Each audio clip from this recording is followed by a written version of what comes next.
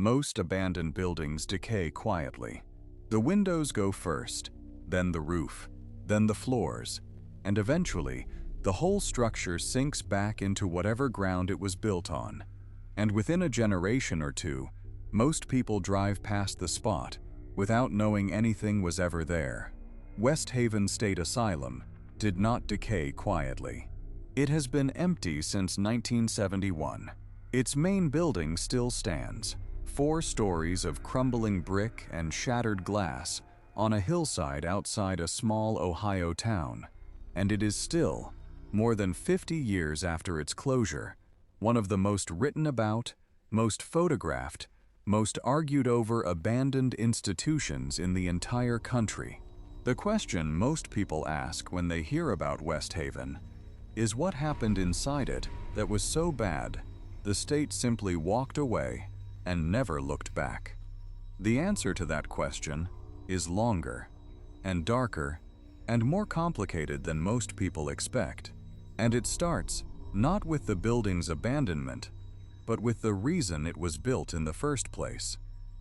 Before we go any further, if stories like this one matter to you, stick around, because what happened at West Haven didn't end when the last patient was transferred out in 1971. There are people alive today who are still looking for answers about what happened to relatives who went into that building and whose records, even now, don't fully account for what happened to them inside. Drop a comment and tell me whether you've ever heard of a place like this near where you grew up. You might be more surprised than you expect by how many people have. Our story begins in 1893, the year West Haven was built, in a period when the state of Ohio, like most American states at the time, was in the middle of a sustained, large-scale expansion of its institutional care system. The asylum was constructed on a hilltop parcel of land about 6 miles outside the nearest town, a location chosen, according to the original planning documents preserved in the state archive, for its salubrious air and sufficient distance from urban influences, which translates, in plain language, to the fact that the land was cheap. The hilltop was considered healthy by the era's medical standards, and the townspeople preferred that whatever this building was going to contain be kept at a comfortable remove from their daily lives.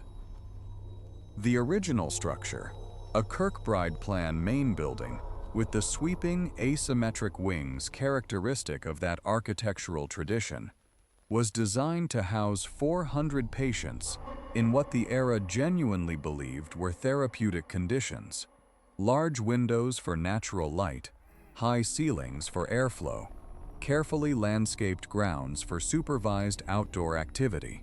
The architect's original drawings, preserved in the same state archive as the planning documents, show a building that, on paper, represented the most humane institutional thinking of its time. A building designed not as a warehouse for human beings, but as, in the language the era used without irony, a machine for producing mental health. Within 12 years of opening, West Haven held 1,100 patients.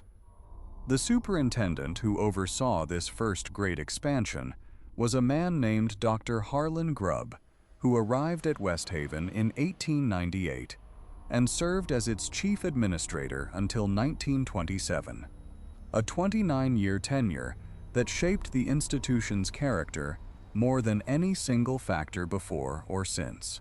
Grubb was, by every surviving account, a man of genuine contradictions, capable in his early years of real compassion for individual patients, documented in case notes and in correspondence with colleagues that shows a physician trying to engage seriously with the human beings in his care, and simultaneously capable, as the pressures of overcrowding and underfunding mounted through the early 1900s, of an administrative ruthlessness that, reading it now, is difficult to square with those same early case notes.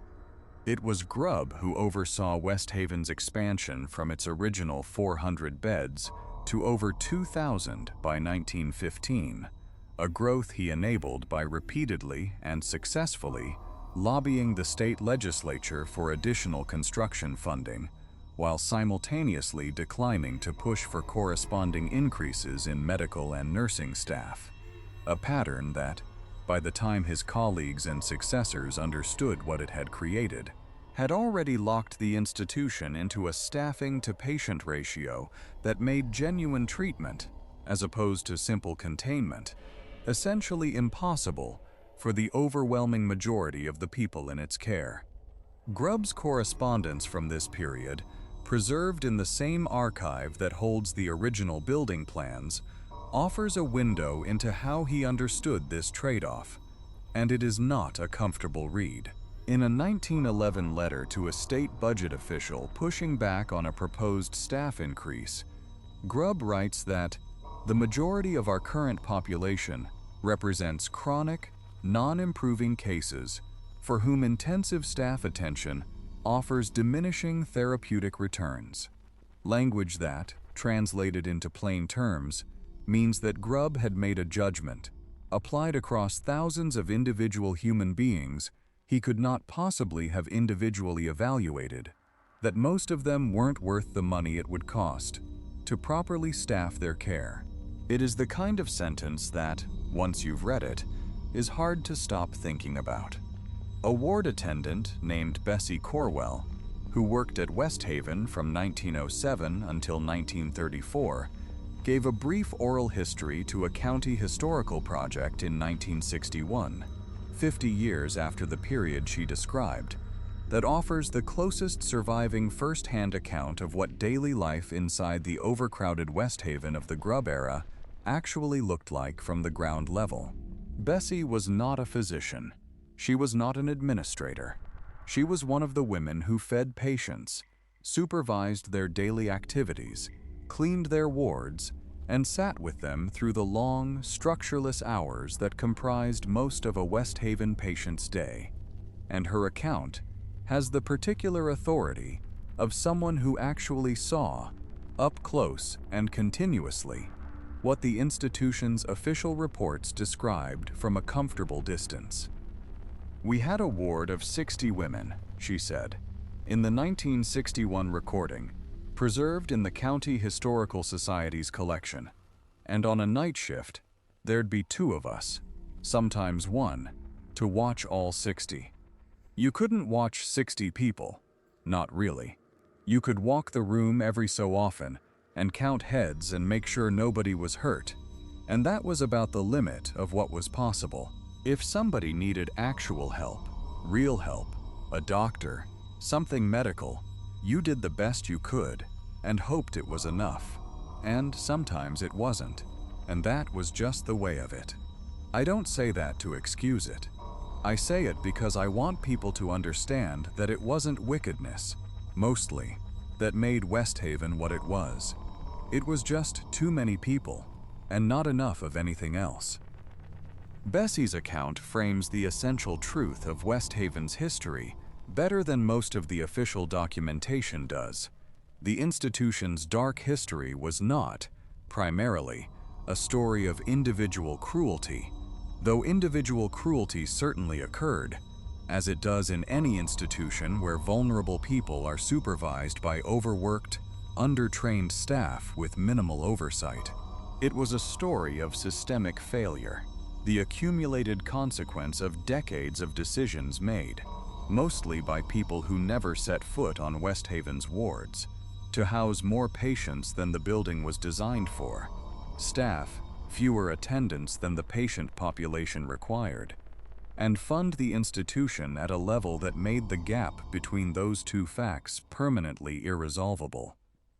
The first formal outside investigation of West Haven's conditions came in 1921, 28 years after the institution's opening, prompted not by any internal report or administrative concern, but by a letter written by a man named George Patton, whose sister had been a patient at West Haven since 1914, and who had, over the course of several years of visits, become increasingly alarmed by what he observed on his sister's ward.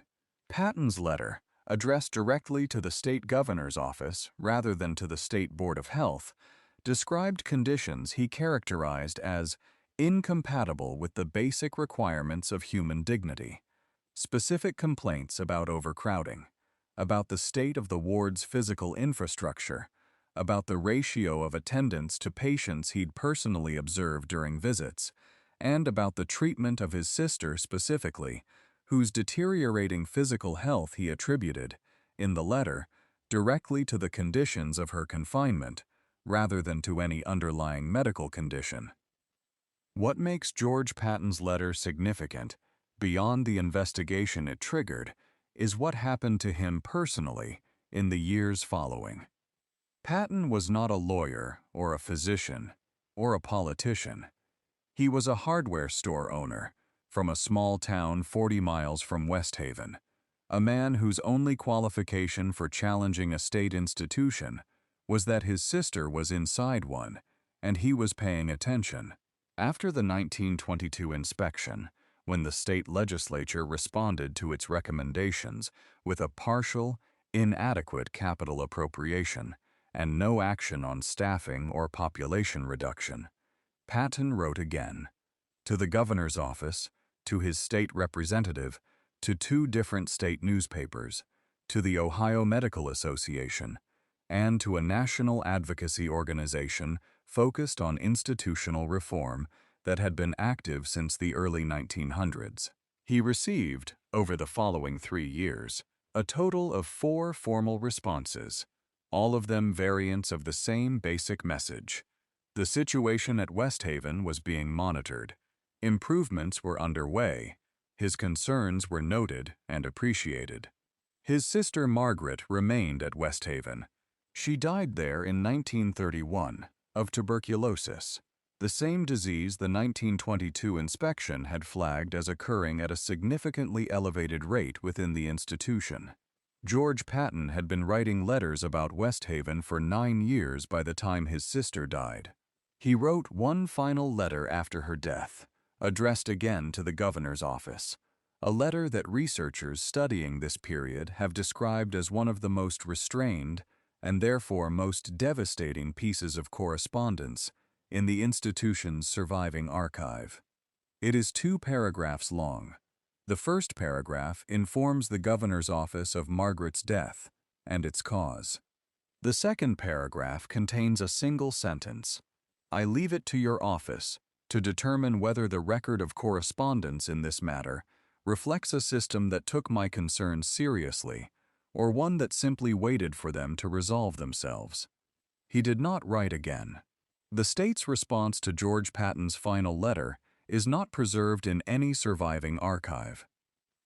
The 1922 inspection found, among other things, a patient population of 2,308 in a facility designed for 400, sleeping arrangements in several wards that involved patients sharing beds or sleeping on the floor during periods of peak overcrowding, a documented incidence of tuberculosis among the patient population that the inspectors characterized as significantly elevated above any reasonable institutional baseline, and a physical plant, plumbing, heating, ventilation, that the report's authors described as entirely inadequate for the current population, and in significant portions of the facility representing an active hazard to the health and safety of patients and staff alike.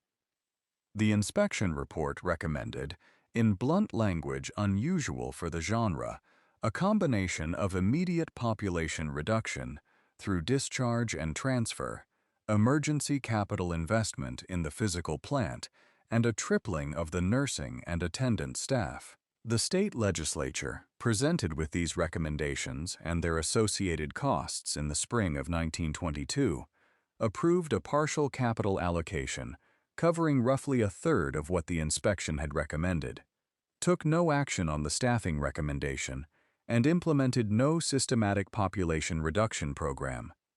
West Haven's population, by the next available count in 1925, had increased to 2,412 patients. It's worth noting here Because this is where West Haven's history diverges from many comparable institutions in a way that gave it its particular reputation, that the years following the 1922 inspection saw the introduction, at West Haven, of several experimental treatment modalities that were, during this period, being promoted enthusiastically in mainstream American psychiatric practice, and that were, by any standard available today, profoundly harmful. Before we get to those treatments specifically, though, I want to tell you about a woman named Ruth Haverford, because her story threads through West Haven's entire middle period in a way that no administrative record or inspection report quite captures. Ruth was hired as a junior nurse at West Haven in 1929, at the age of 23, fresh from her nursing certification, and she remained on staff at the institution for 38 years, until its final years of operation in the late 1960s, making her, by the time she retired, one of only a small handful of staff members whose tenure had spanned both the institution's peak overcrowding period and the early stages of its long decline. Ruth gave 2 interviews about her time at West Haven, one to a local newspaper in 1969, shortly before her retirement, and one to a researcher in 1984, 15 years later, when she was in her late 70s, and evidently felt, by her own account, that she had waited long enough to say certain things she hadn't said in the earlier interview. The 1984 interview is the one that matters most to this story, and it has been cited by virtually every serious researcher who has studied West Haven since its rediscovery in the late 1990s, because it is the most direct, most sustained, first-hand account of what the institution's dark history actually felt like from inside it, from the perspective of someone who was neither a patient nor an administrator, but one of the people who actually did the daily work of the place for nearly 4 decades. Ruth described the late 1930s and early 1940s, the period leading into and through the Second World War, as the worst years she experienced at West Haven, worse even than the overcrowded peak of the 1920s, because by the late 1930s, the institution had begun introducing what she called, in the 1984 interview, the new treatments, and the combination of those treatments with the existing overcrowding created conditions she described as something I did not have the words for at the time, and am not certain I have the words for even now, except to say that I have spent the decades since trying not to think about certain specific things I saw in certain specific rooms, and I have not entirely succeeded. The new treatments she described were, specifically, insulin coma therapy and, later, electroconvulsive therapy, both of which were, in the 1930s and early 1940s, not fringe interventions but mainstream psychiatric practice, endorsed by leading institutions and promoted in the major medical journals of the era as genuine therapeutic advances. Insulin coma therapy, the deliberate induction of hypoglycemic coma through large insulin doses, was introduced at West Haven in 1938 and administered to an estimated 400 patients over the following decade, with documented complications that the institution's own medical records, where they survive, show were substantially underreported to the state board. Ruth's description of the insulin coma program in the 1984 interview is worth quoting at some length because it captures something the surviving medical records cannot. They would bring a patient in, and you would inject the insulin, and then you would watch them go under. Not peacefully, nothing like sleep. It was the body fighting, the way bodies fight when something is wrong. And then you would wait, and then you would bring them back with glucose, and you would do this over and over, sometimes 30, 40 sessions for a single patient, and they would tell us it was working, because the patient was calmer afterward. And I want to be honest with you about something. Some of them were calmer afterward, in a way that looked like improvement if you were looking for improvement, and some of them were calmer afterward in a way that I knew, even then, even without the training I didn't have, was not improvement at all. It was just what's left when you've done enough damage to a person that there isn't enough of them remaining to be agitated. Ruth said, in the same interview, that she raised her concerns about specific patients in the insulin coma program with her supervising physician on 3 separate occasions during the program's early years, and that on each occasion she was told, in terms that varied in their politeness but not in their substance, that her role was to implement the treatment protocols as directed, rather than to evaluate them. She did not leave. She stayed for another 30 years. When the researcher asked her why, in 1984, she was quiet for a long moment before answering. "Because I knew the patients," she said finally. "Because I had been there long enough that I was the continuity for some of them. The person who had been there through multiple superintendents, and multiple treatment programs, and multiple rounds of the state deciding what to do with them next. And I thought, maybe wrongly, that having at least one person who actually knew them, who could say this one prefers the window seat, and this one is frightened of the medication cart, and this one had a sister who used to visit on Thursdays. I thought that mattered, even when everything else about the place was wrong. I still think it did. I'm less certain it was enough." Insulin coma therapy, the deliberate induction of hypoglycemic coma through large insulin doses, was introduced at West Haven in 1938 and administered to an estimated 400 patients over the following decade. Electroconvulsive therapy, introduced in 1942, was applied, based on surviving treatment logs, to a population considerably broader than the specific diagnostic categories for which it showed any evidence of benefit.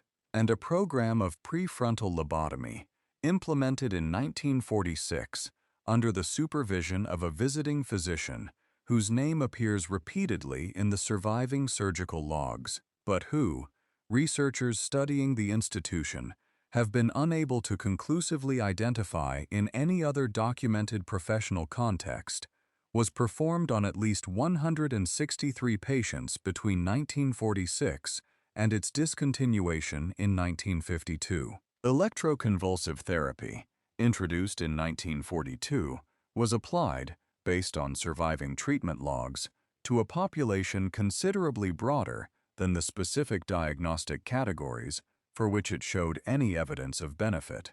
And a program of prefrontal lobotomy, implemented in 1946 under the supervision of a visiting physician whose name appears repeatedly in the surviving surgical logs, but who, researchers studying the institution, have been unable to conclusively identify in any other documented professional context, was performed on at least 163 patients between 1946 and its discontinuation in 1952. That last number, 163 lobotomies at a single institution over 6 years, is the figure that, more than any other in West Haven's documented history, has defined its reputation in the decades since its closure.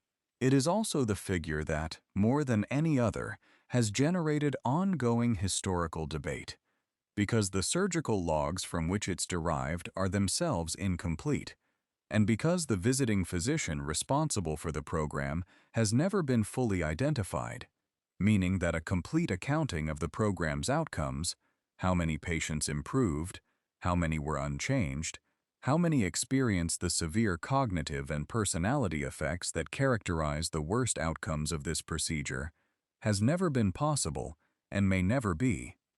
What is known, from the partial records that do survive, is that West Haven's lobotomy program was not subject to the kind of institutional review or patient consent processes that even the limited standards of the 1940s nominally required. Patients were selected for the procedure by ward physicians whose criteria, as far as the surviving documentation reveals, were based primarily on behavioral manageability, rather than any clinical assessment of likely therapeutic benefit, and families, where they were notified at all, received communications that described the procedure in terms that, compared against the surviving surgical logs, significantly understated both its risks and its irreversibility.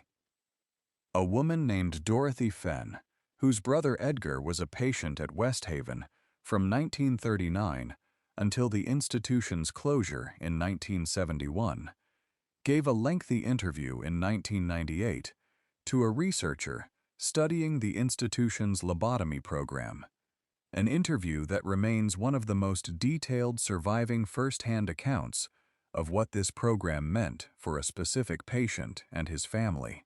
Dorothy described receiving a letter from West Haven in 1947, informing her that Edgar had undergone a minor corrective surgical procedure that had improved his ward behavior significantly. The letter, which she kept and which the researcher preserved a copy of, made no mention of lobotomy. It did not use the word surgery in any more specific sense than procedure. It described the outcome in unambiguously positive terms, noting that Edgar was calmer and more cooperative following the intervention. Dorothy visited Edgar 6 weeks after receiving that letter, and what she found, she said, was not her brother. Not in any way that mattered. He was calmer, she said. He was cooperative. He was also, in her words, gone from behind his eyes, in a way that I didn't have a name for at the time, but that I've spent 50 years trying to describe to people who ask me about it. Edgar Fenn remained at West Haven until its closure in 1971, was transferred to another facility, and died there in 1974 at the age of 53.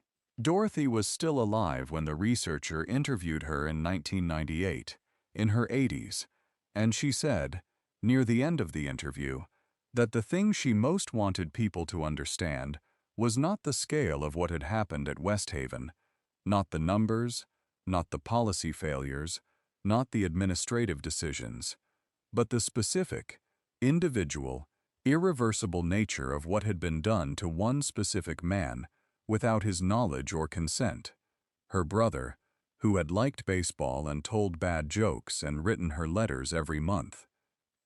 West Haven State Asylum closed in 1971. One of thousands of large American state institutions shuttered during the deinstitutionalization movement of that era. Its remaining patients, approximately 400 by that point, down from a peak of over 2,400, were transferred to other facilities across the state over a period of several months. The building itself was not demolished.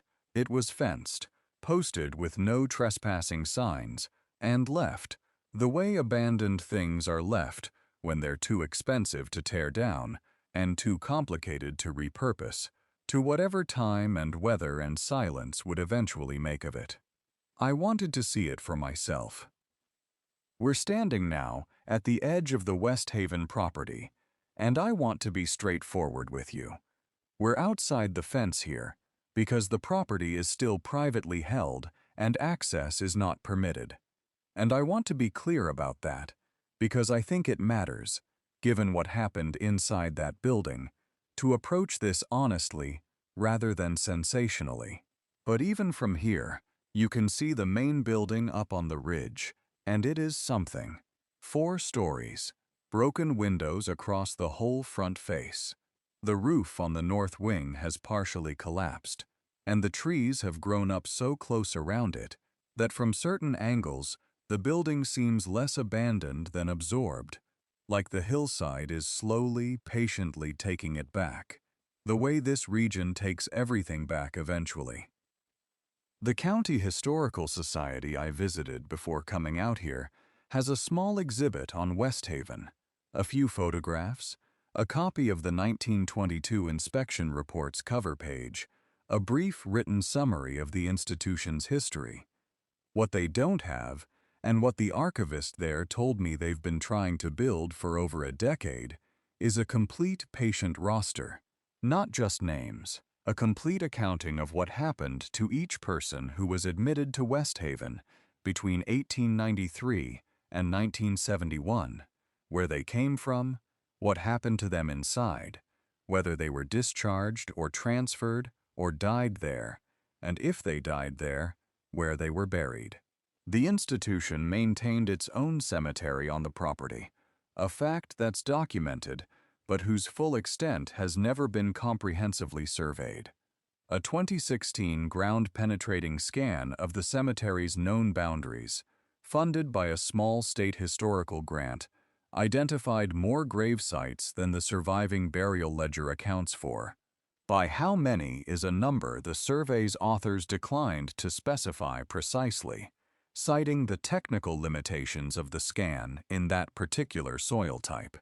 The archivist told me, quietly, that the informal estimate she'd heard from the researchers involved was somewhere between 40 and 80 additional sites, above and beyond what the ledger documents.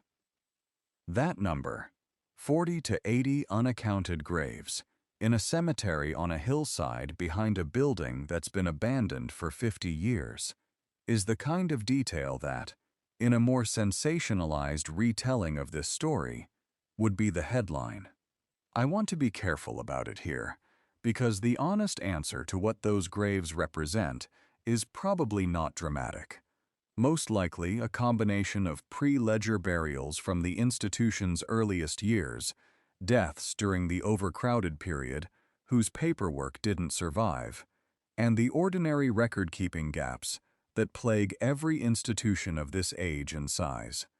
But the honest answer also has to acknowledge that we simply don't know, and that for families who have spent years trying to find out what happened to a relative who was admitted to West Haven, and whose trail goes cold somewhere inside its records, the difference between ordinary record-keeping gap and something else is not academic. It is the question that brought them to the Historical Society in the first place, and it is the question the archivist has to tell them, more often than not, that the surviving record cannot fully answer.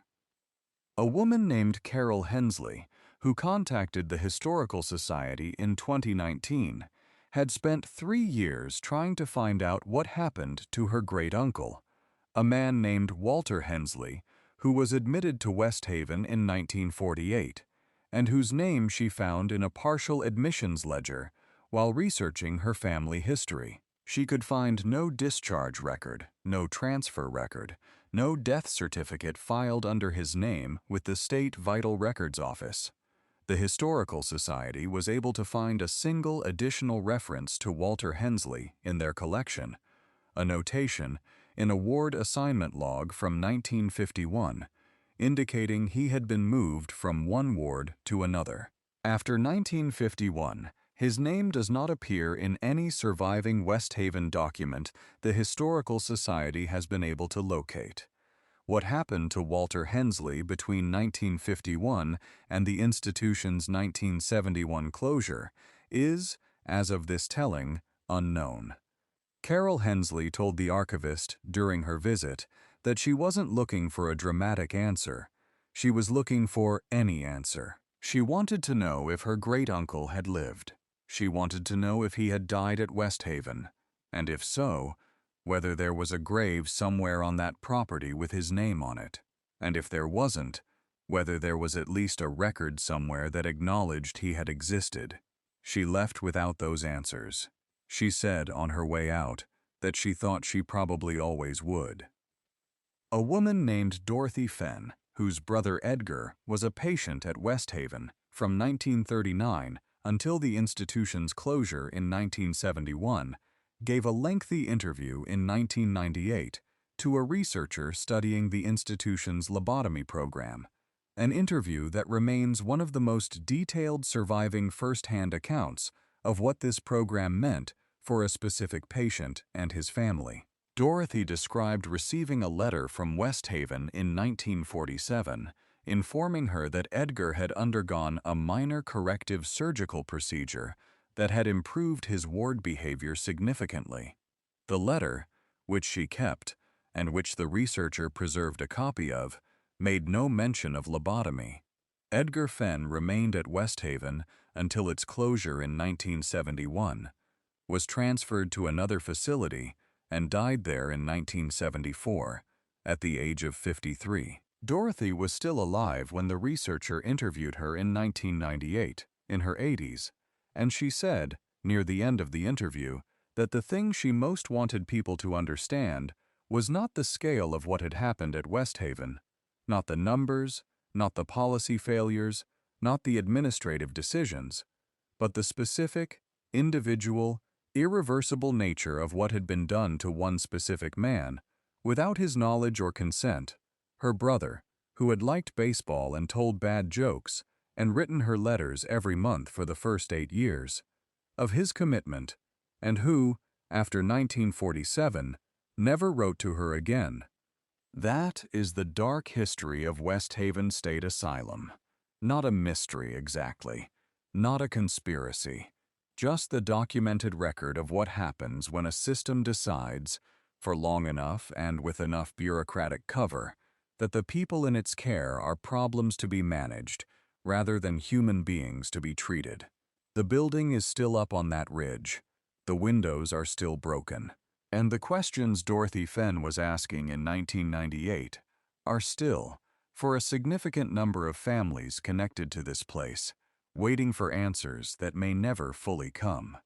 Thanks so much for watching. If this story moved you, stick around. There are more forgotten places like this one, scattered across the country, and I'd be glad to have you along as we find the next one.